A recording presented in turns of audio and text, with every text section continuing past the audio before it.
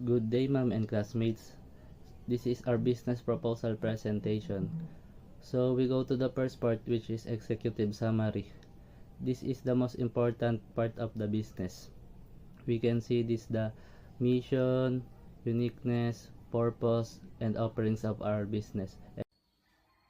Good day, ma'am and sir. I am Miko Guevara and I'm gonna present our business name, Forest Cafe.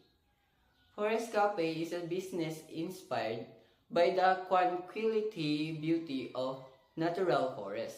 The name Forest Cafe was chosen to evoke a sense of calm, relaxation, and connection to nature.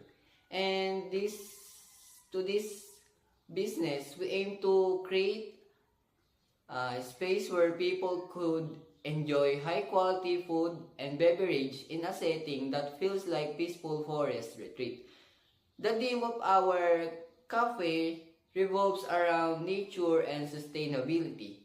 The interior decor is future lush, greenery, wooden furnishings, and natural lighting mimic to ambience of forest.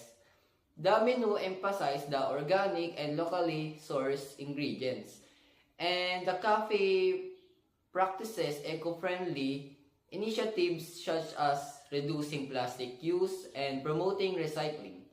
Forest Cafe is not only provides place for people to relax, uh, it also aims to raise awareness about environmental conservation and importance of preserving natural habitats.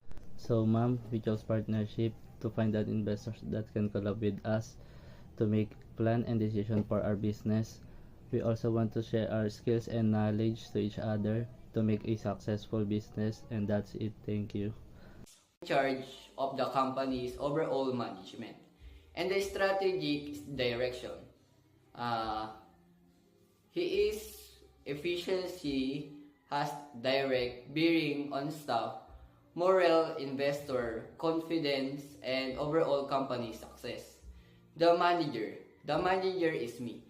I manage daily operation, put the board's or the partner's strategies into action, and make sure the organization's uh, objectives are fulfilled. Their decision, my decision making leadership have a direct impact on worker performance, cooperate, success generally, and I operate the effectiveness in our business. The employees. If the employees is John, Benedict, and Ken. The individual who carry out the day-to-day operation for the company. The productivity and the quality service are greatly impacted by their performance and satisfaction. Key stakeholders. In our business, we have 4 stakeholders. We have owner, CEO, manager, and the employees. The owner is us. We have Andrew, me, Magat, and Ken. The owner, they have made the financial investments in the company and usually have ownership or equality stakes. Their primary concern is optimizing the return of their investment, taking into account various aspects like probability, share value, and appreciation, and overall company financial stability. The CEO. CEO is Andrew. My name is Patrick Ken Italia, and now I am discussing products and services offerings. Products, organic, and local cuisine. Showcase foods prepared using organic and local components, emphasize seasonal offerings to establish a connection with the natural cycles of the forest. Number 2. Drinks with the forest theme. Make original drinks that draw inspiration from the surrounding forest. For instance, unique smoothies using forest fruits or herbal teas made with the local herbs. Number 3. Product from the artisan bakery. Freshly made cake, pastries, and bread using organic flour and natural sugars.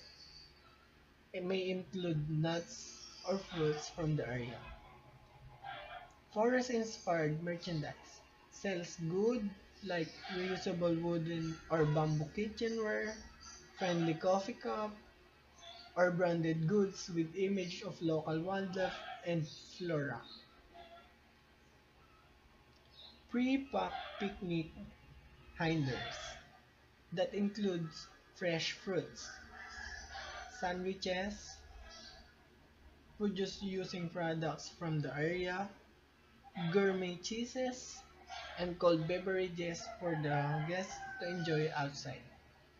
And here we have the services. Guided forest walks, organized for guided walks of the nearby forest informing guests about the area plants, animals, and protection initiatives. Number two is workshops and events. Offer classes on eco-friendly living, natural materials crafts, or sustainable living. Plan activities like storytelling, night or evening with acoustic music. Nature inspired spa services.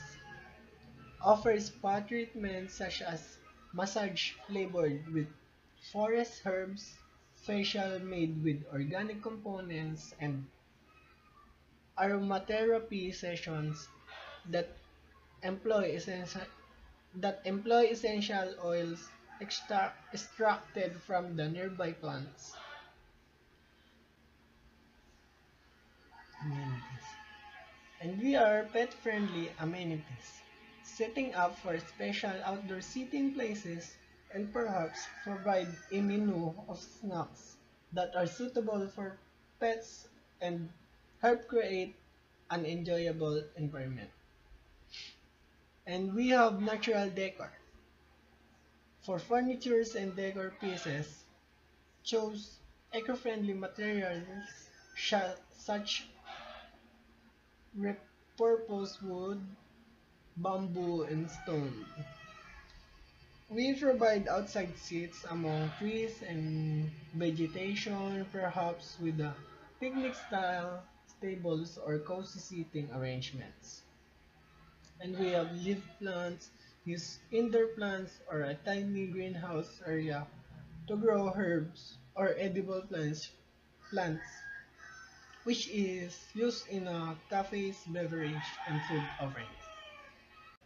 Environmental commitment make it obvious that you are dedicated to sustainability by using menu description, signage, and maybe even collaboration with nearby conservation groups. A forest cafe may provide a distinctive experience that not only draws clients but also strengthens ties with the environment and they encourage sustainable habits by using these components. Ito nga po pala ang aming product. For drinks po, meron po kaming mango macchiato. Nakakahalaga po siya ng 49 pesos. Meron din po kaming rainbow latte. Latte po siya, tapos ang design po niya is rainbow. Nagkakahalaga naman po siya ng 57 pesos. Meron din po kaming coconut ice coffee. Ice coffee po siya na nilagyan po ng coconut with whipped cream. Nagkakahalaga naman po siya ng 40 pesos. And for foods naman po, meron po kaming forest shrimp pizza. Pizza po siya, tapos nilagyan po siya ng tinatid na shrimp and vegetables like tomatoes and other stuff po. Tapos nagkakahalaga po siya ng 75 pesos. Meron din po kaming forest mushroom sandwich. Sandwich po siya, tapos ang ano po niya is palaman po siyang ham and gulay po, tapos meron po siyang mayonnaise na may tinatad po na mushroom. Nagkakahalaga naman po siya ng 25 pesos. Meron din po kaming vegetable chicken sandwich. May manok po siya and then gulay at yung spread naman po, depende on likings nyo, like kung ketchup po or mayonnaise. And meron din po kaming dessert. For dessert naman po, meron po kaming ubi rose cake. Hugis rosas po siya. Tapos, meron, pag inamin niyo po siya, hinati niyo po sa gitna, meron po siyang ubi sa loob. Nagkakahalaga po yun ng 49 pesos. At meron din po kaming ice cream graham balls. Graham balls po siya na mayroong ice cream sa loob. At 8 pieces po yun. Nagkakahalaga po siya ng 45 pesos. At ito naman po ang aming service blueprint.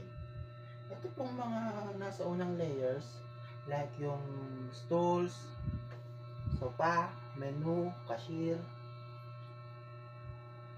couches, tables, and chairs. Sila po yung mga physical evidences. At yung second layer naman po, yung mga nasa kulay dilaw, ito po yung customer action. Kasi papasok po sa coffee shop, pupunta po sa counter, i-check po yung menu, saselect po ng food and drinks, i-place po yung order, babayaran po yung order and receiving the receipt. Yung sa pangatlong layer naman po, ito po yung employees frontage employee action. Ito po yung nagkatrabaho po, na-inform and i-greet po si customer, at tatanungin po kung ano po ang order ni customer, at marireceive po yung order at saka po yung bayad, and then bibigay po ni employee ang receipt kay customer. At yung nasa pang-apat na layer naman po, ito po yung backstage employee action. Katulad po nito, making food and coffee. Titignan po ni backstage employee yung mga order na binibigay sa kanya sa counter, at nagpe-prepare din po sila ng table, nag-arrange po ng materials, and naglilinis po, at nagpe-prepare ng cleaning materials. A-arrange po sila. At yung nasa pang-limang layer naman po, ito po yung mga supporting process, kung saan po mapapadali po yung mga ginagawa nila backstage employee. Katulad po nito na pupunta sila sa stock management, order system, prepare materials, and then prepare the cleaning materials. Ayun lamang po para po sa aming business proposal. Salamat po sa inyong pakikinig.